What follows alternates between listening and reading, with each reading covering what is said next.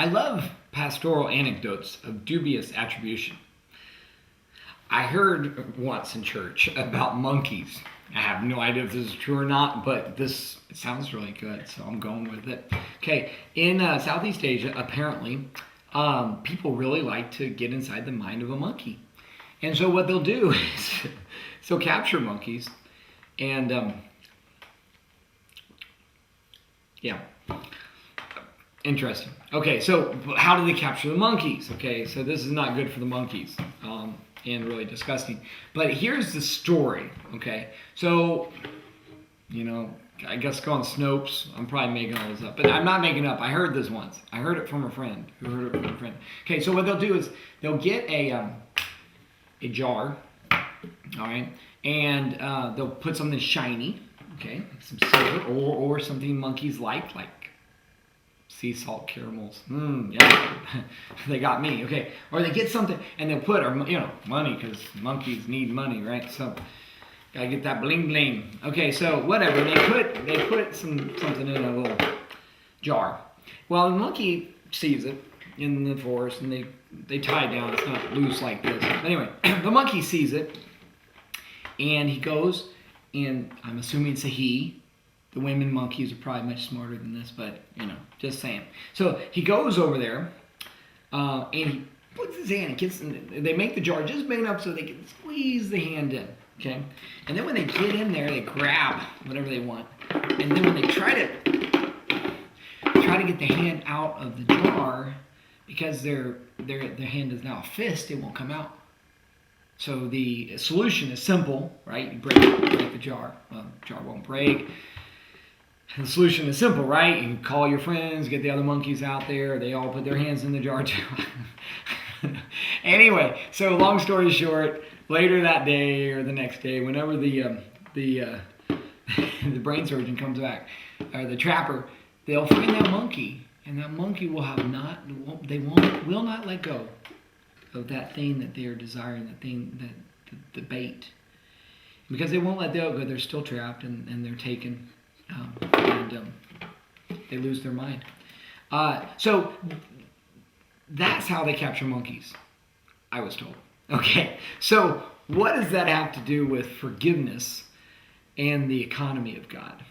Well, that's what we'll explore today. Cause we all make mistakes sometimes, and we've all stepped across that line, but nothing sweeter than the day we find forgiveness, and we all stumble and we fall, bridges burn in the heat of it all, but nothing sweeter than the day we call. God's economy is a paradox, and forgiveness is a paradox. Now, a paradox, my favorite paradox, that I would share with my kids, introducing God in the classroom. But I would introduce this idea of, is God so, if God is all powerful and God can do anything, can God make a rock so big that God can't pick it up? That's a paradox. And it's kind of a silly paradox, but there's probably better ones out there. But that's just the one that kind of stuck in my head.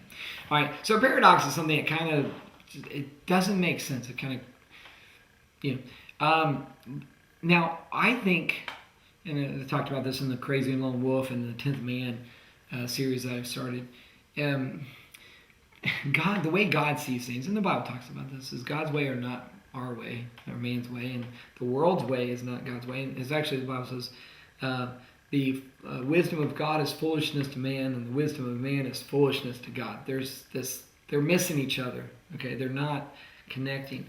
And forgiveness is like this. Forgiveness is a paradox. All right. Now, when as a teacher, I would occasionally have kids. They'd get mad, or they'd fight, or things would happen. And so I occasionally would talk about this idea of getting even is bad math. Okay. And here's the idea. First of all, when we hurt somebody or when somebody hurts us, okay, it's never we. It's very rare. I've never seen anybody do this, okay? And I haven't done this. Where we judge both those transgressions equally. All right? We are the hero of our own story, okay? So we're the good guys in our story. And so if we did it, there was a reason. We know our motives. We know why we did it. We know so it was okay. So our transgressions are kind of given a little boost up, and there somebody does something that does us wrong. She done me wrong, right? What do you get if you play country music backwards? You get good music. No, I'm sorry. You get your wife back, your dog back, your house back, your kids back. All right. So, but no, somebody done me wrong. Well, the problem is we always kind of tilt the scales a little bit. What we did is not as bad, and what they did is worse. Okay. So to get even, we gotta really push it there. Gotta really get even. Well, I was explaining this to my kids or my students. Is somebody bumps you in the hallway. Okay. Well, it's never just a bump. They bump me, so I turn around and hit them. Right? Well, they bump, and so they did it on purpose. All right. Well, I punched them in the face. Well, I didn't hit them that hard. It didn't hurt. So we always kind of, mitigate our transgressions and over-exaggerate theirs. And this is a dangerous thing. So getting even is bad math because our minds are not able to accurately, well, they bump me a little bit, I'll bump them exactly the same. It doesn't work. I mean, we see this in like gang warfare and wars and whatever. One side, example I give is somebody bumps you in the hall. You turn around, you punch them. They turn around and they hit you in the face. You punch them in the shoulder, they hit you in the face. This getting even is just going to escalate.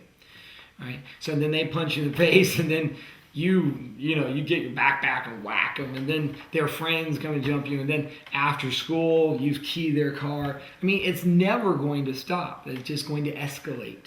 Okay, that's why Gandhi said, "I like steak." No, wait, sorry.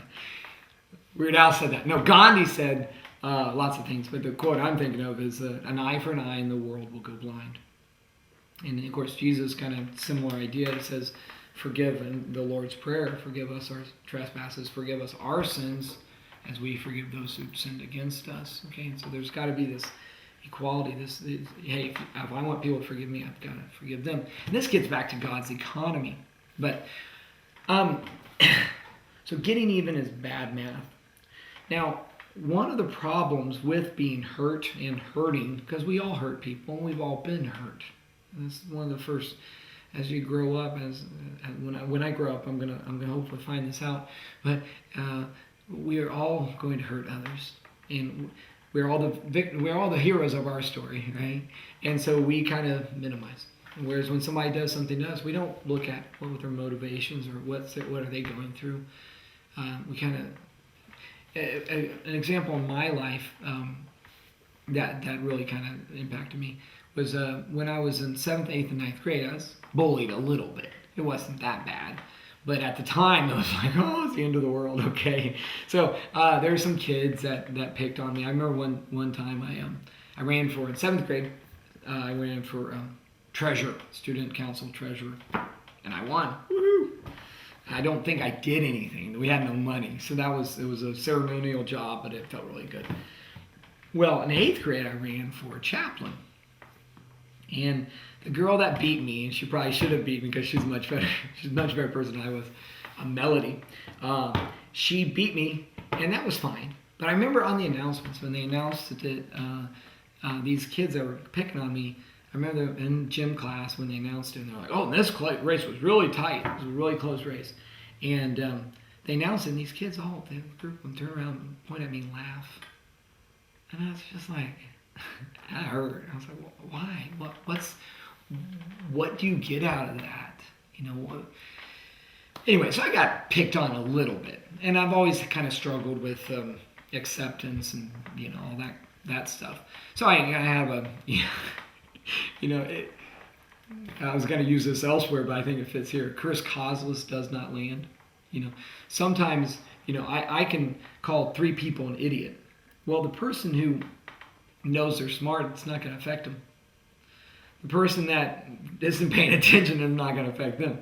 But the person that does question their mental acumen, if I call him an idiot, that's going to land. It's sad, all right? It's a sad thing, but it's why me having felt rejection early in life from silly things. Nothing. My family was awesome. I grew up in a great family, but just in different situations. So I received that. Whereas like my brother, my younger brother, everybody loves my younger brother. He can't get rejected. He just doesn't know what that means. I mean, and he's got this confidence that I hate. No, I don't. I love my brother. But growing up, I was like, why is he so confident? Why does everybody hate me? So anyway, it's just this interesting thing. So I kind of received it. I received this rejection. Well, the thing, going back to that bullying situation, it affected me for a while. And then, I don't forget exactly when, but maybe 8th or 9th grade, at one point my mom set me down. I don't know if we prayed. We probably did. My mom prays about everything, which is great.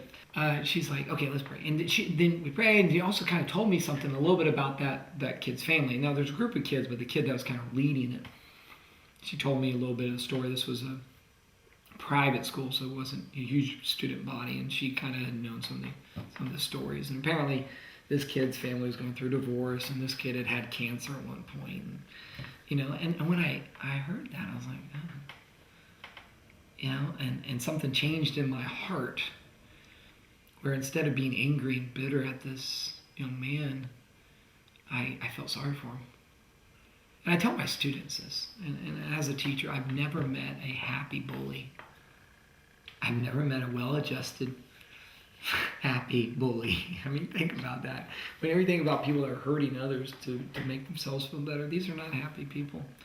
And I don't know how, but when I felt sorry for him and started, I don't think I prayed for him that much at that point. Now, as I've gotten older, I've prayed for him over the years and prayed for those kids because I have no animosity toward them. I hope good things have come to them. And that actually gets to forgiveness. So, okay, God says to forgive. The thing about forgiveness is, oh yeah, I forgive. Well, what does that mean? What does that look like? All right. So forgiveness, is first of all, it's an act of the will. It's an act of the will to release somebody who's hurt you. I heard this in a sermon, so I'm totally stealing. No, I'm not. I'm borrowing. I'm going to give it back. No, I heard this in a sermon, and I'm sure there's been a lot of sermons on this. It's a worthy thing to talk about. Now, releasing is hard. Okay, I am a fighter. I would like to say I'm very determined, but other people would say I'm stubborn. It's both. It's both. But I'm a fighter, so it's hard for me to release things. It's difficult. I'm that monkey. It's like I got it. I can't let go of the chocolate. I have a hard time releasing things, and it traps you. And that's the thing about whatever in life you can't let go of will enslave you, will trap you. It could be anything. It could be forgiveness is what this is about, but it could be anything. What are the things that we can't let go of? And so, first of all, forgiveness is an act of the will. And if you've been hurt, and we've all been hurt, sometimes you have to keep choosing to forgive. It's not like this whole idea of forgive and forget, I think, is actually really bad psychology. Because you can't forget, and to force yourself to forget is denial and to repress, and that's not healthy. All right? So forgive and forget, I just get rid of the forget part. Forget about the forget part. Forgive and release, and whenever it comes back, you release. Now, that gets you part of this, starting the journey there. Well, I heard the sermon from Gary Hutchison at Grace Church, and he in Grace Arlington, and he would say basically there's three parts to it. First of all, you release them from getting even. You're not going to try to get even. You're not going to cough on their food. You're going to, let it go. That's just the first step, though. Then the Bible says, Jesus says, bless those who hurt you, bless those who despitefully use you. Forgiveness is releasing, and that's an act of the will. And it may have to be done numerous times. You can't just force yourself to forget. For instance, scars are a good example of the difference between forgiving and releasing and forgetting and forgetting. You don't forget a scar. I almost cut off this finger once. I was camping, survival camp out. I was a terrible Boy Scout, but actually I was a Royal Ranger, so that's why. But we went on this survival camp out. My friend Jeremiah and I, we had to build our own shelter. I think we were 14, 15 years old at the time. And so when I cut myself, the story there is I was cutting some brush to build this shelter, and I and it slipped and I cut my finger right there, and it was pretty good. It was a pretty good cut, and I don't have a lot of good cuts. I mean, poor me. Haven't broken any bones, haven't cut off any digits. My life's hard. But it's one of the few scars I have. I've been remarkably, I don't know if I'm coordinated or I just don't take, crazy risk. Probably a little bit of both. But I remember the scar. Now the pain's not there. Wow. I can't even hit my finger. Come on. Depth perception. Okay, the pain's not there anymore. I still remember it though.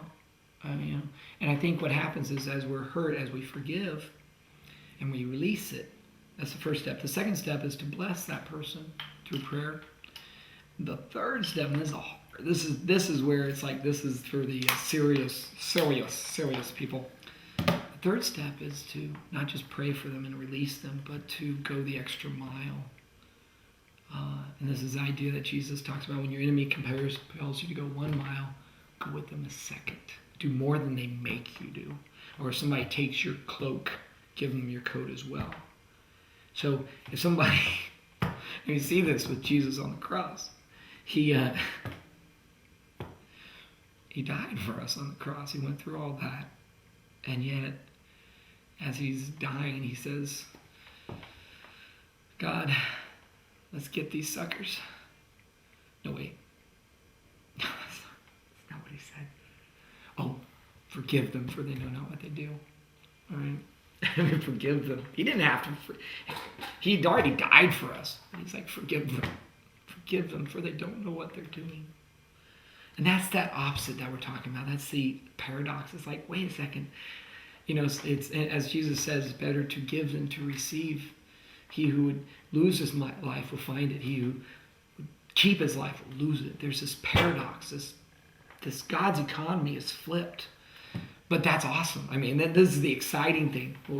So going that extra mile, that's where you turn your enemy into your friend. Or the potential is there. So I want to talk about the flipping, but I want to also finish this. I'm trying to get these shorter and shorter. My goal is if I can cut each video down by like 5 minutes, eventually I'll be where you will actually make time by watching a video. If every minute, eventually it'll be negative 15 minutes. So you'll watch a video and you'll have 15 more minutes of life. That's what my goal is. I don't know if the space-time continuum will help me with that, but my goal is to cut these down. I just wasted a minute explaining why I'm going to cut these down. So, okay, we're all the hero of our own story. The problem is, as in the Bible says, if you will judge yourself. One, it says, judge not lest you be judged. Okay? The same measure you judge others, you shall be judged. And this is a scary thing because we've all judged people. I've judged people. I've done it recently. Speaking of which, we're all the hero of our own story. But the problem is when we judge ourselves, when we really look, and I had a situation recently where, somebody did me wrong, and it was so terrible. And then I did them, but it wasn't so bad. Well, then God kind of pointed out some things to me. I was like, oh, crap. Oops. So, we're all, I was the villain of my own story and I was like, oh man, that's not what we don't see things accurately. And so that's where being honest and judging ourselves and looking at, and so I apologized and they apologized and we sang Kumbaya and took some laps around the pool but and that again, friendship, I don't know why I'm so weird, but sometimes getting a good fight with somebody is a great way to get closer to them. I don't know, that's just a fan-still thing, I think. But sometimes, I don't know, it's like that sparring. A movie I was thinking about recently was Rocky IV, one of my favorite Rockies. One of the 15 favorite Rockies I have. But Rocky IV, he's fighting Apollo Creed in the beginning. They're beating each other up. And then he goes home and he has this present, and his son asks him, who gave you the present? A friend. He said, who gave you the black eye? Oh, same friend. I don't know why that's stuck in my head, but that, sometimes the people we're closest to are going to hurt us, and then we forgive, and that's how you keep relationship. You apologize when you mess up and keep going. Okay, so God's economy And then we'll talk about flipping and be done with this. But so God's economy science kind of gives us a lot of examples of God's economy. I think about the water cycle. You have collection, okay, evaporation, and then condensation, and then precipitation, right? Well, what if the water, so this is this movement, and this is kind of the idea of giving. Giving shall be given unto you. You know, bless others. Serve. He who wants to be great is let him be servant of all. And that's actually why I have the money up here. I just wanted to show, my earnings. No, the money and silver. And I point for the silver later. Got the little money poster back here. Money is just a little aside here, a little bonus. This one's free. Money is actually represents servitude. If you think about it, you take this, you pay some kid at McDonald's to make you a hamburger. So you're paying him to serve you. Or you're paying McDonald's and they pay him, whatever. But money is so people that want money, that are all about money, money, money, what are they wanting? They want people to serve them. Well, God's economy, Jesus said, he who wants to be greatest should demand servitude from all the others. No. Yeah? No. I should really check. No, sorry. I'm sorry. Totally messed that one up. Oy. He who wants to be greatest among you will not be servant of all. And there's another interesting thing about money. Yeah, I'm not going to shorten these videos by anything. I give up. But money, I would love to go to a church. I actually did go to a church once where they took an offering and they gave it to a different church. You know what that made me want to do? That made me want to give more money to that church. To my church I was going to at the time. It made me like, wow, we're giving. And it's in giving that we receive. And what happens in church, they take all these verses in church, and I'm not picking on churches here, but they'll take all these money about giving it shall be given unto you. You got to sow, you got to take steps of faith, you got to give. And then they do it, to get their offering. And I understand they have needs. I'm not being critical. But what I would love to see in my lifetime, I hope to see this once. And this is why I'm not a pastor, because I would totally bankrupt my church. But I would love to see a pastor say, you know what? Whatever you're going to give, cut it in half, give us half. Take the other half and go next week. We're not going to be here next week. Go next week and go to another church and pray over that money and bless that church. Or take that money that you were going to give us and go bless somebody in your family or somebody, a neighbor, somebody that needs some money. Or just some $20 bill and go hand them out to people. Or I would love to see that. I would love to see the church practice what we preach, in that we really think God is better to give than to receive. And let's put that to the test. Let's start. And this is again why I'm not a pastor. So forgiveness. Forgiveness is a gift you give yourself. Is one of these little sayings, but it's true.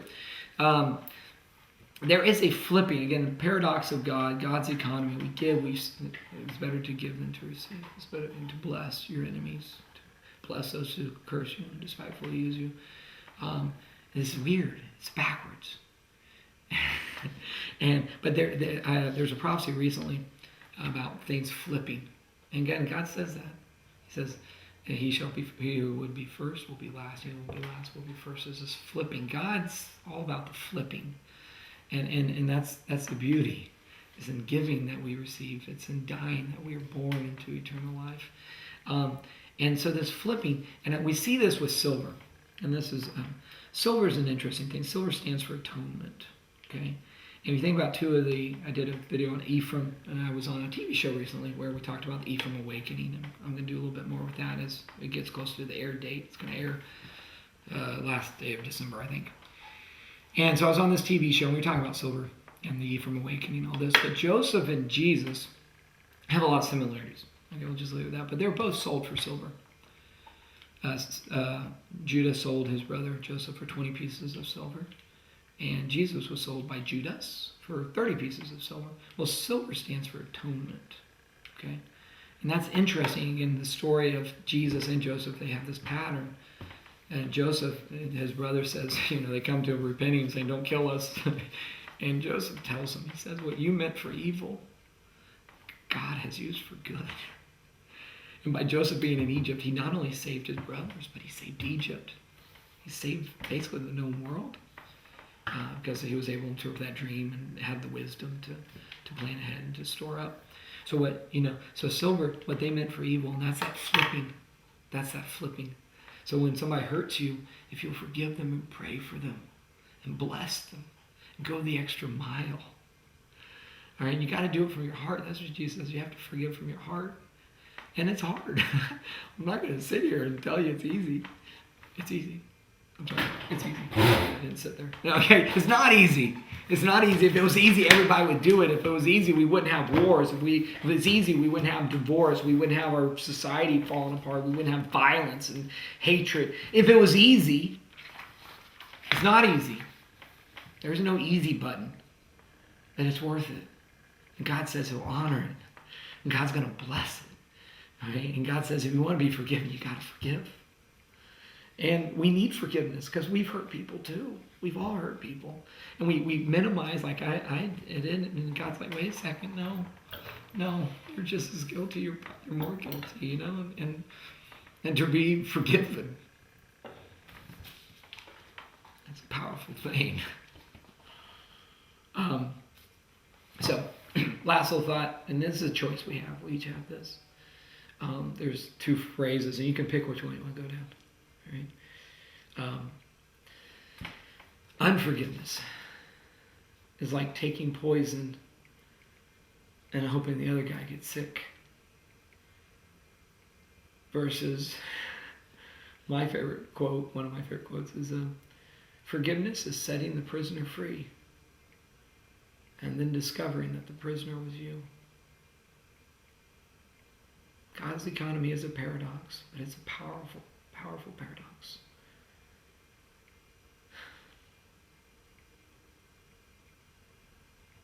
Shalom. Okay, I know I said some shalom and now I'm back already.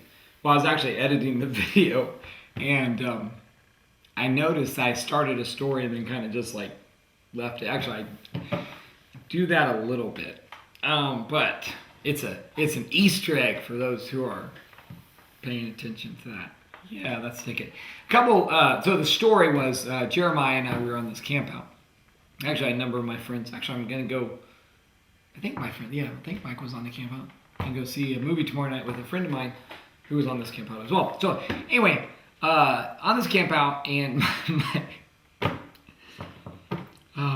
God takes care of us fools because otherwise we'd all be dead. But so on this camp out, we had to make our own shelter. That's how I cut my finger.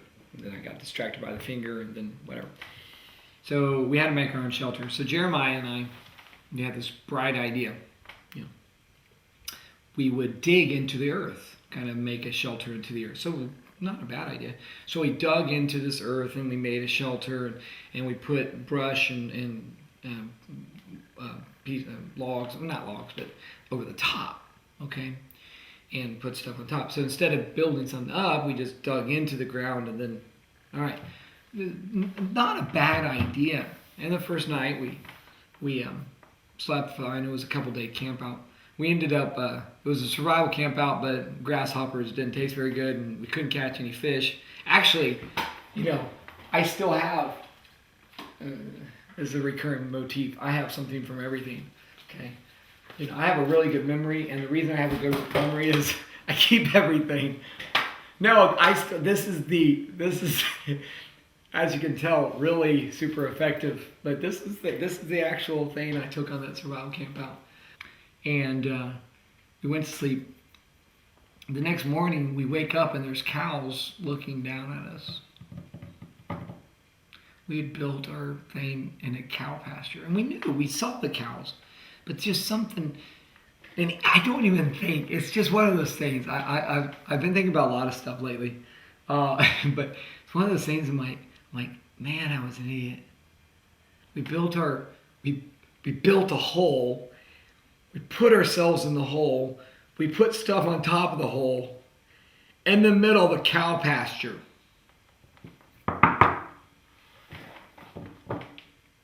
those who aren't there, because it took me days. I don't even know that I figured this out while we were on the camp out. I think it was like later that I thought about this. What if those cows had just come walking along and fallen into the hole? They would have been a burger and we would have been the bacon. Because anyway, God protected us. Anyway, and then the other thing I had is I have this samurai sword, which I don't know, because again, each of these videos I'm trying to do different little props, just kind of change things up a little bit. This samurai sword, I don't know what it had to do with forgiveness. I think it's cool. No, I bought this when I went to Indonesia the first time with Team Missions, and it's a cool little sword.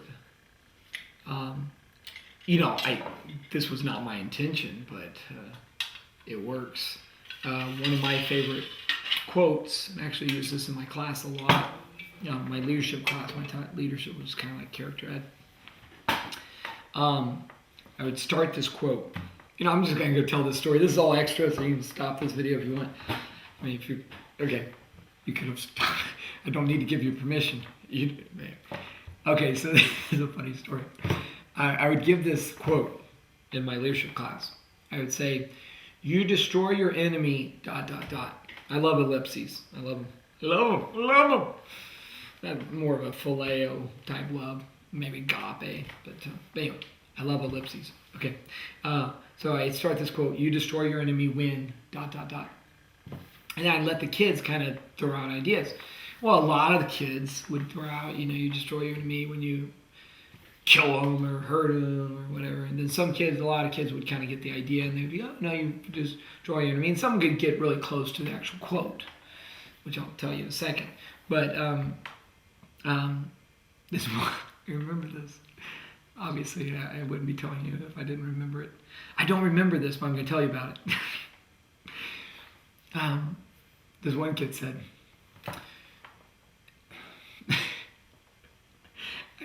"You'll destroy your enemy when you cut out his guts and you throw him on the floor and you stand over his body laughing." He actually did that. This was like a 5th grade kid, and I'm like, man, what kind of video games are you playing, buddy? But anyway, it was so funny. It was like, God, he really got into it. It was that disturbing. I was like, oh, help me. Help me, Jesus. Help me, baby Jesus. Oh, but anyway. Of course, the actual quote is Abraham Lincoln: "You destroy your enemy when you make him your friend." So what does that have to do with samurai sword? One of the most beautiful things we did after World War II. Now, the war was very messy, okay? But after the war, we rebuilt Japan and Germany. We rebuilt their countries. We forgave them. We forgave them. And they did some really crappy stuff. I mean, samurai swords, they killed a lot of our soldiers and prisoners of war, and they did terrible things. But we forgave them. In America, we've done some bad things too, so we've needed forgiveness, and we need forgiveness now. But so I don't know, that samurai sword, I had a different reason for putting it out here, but I think that'll work because it connects somehow. You forgive, you destroy your enemy when you make him your friend. And that's that forgiveness. Again, God's economy, that paradox.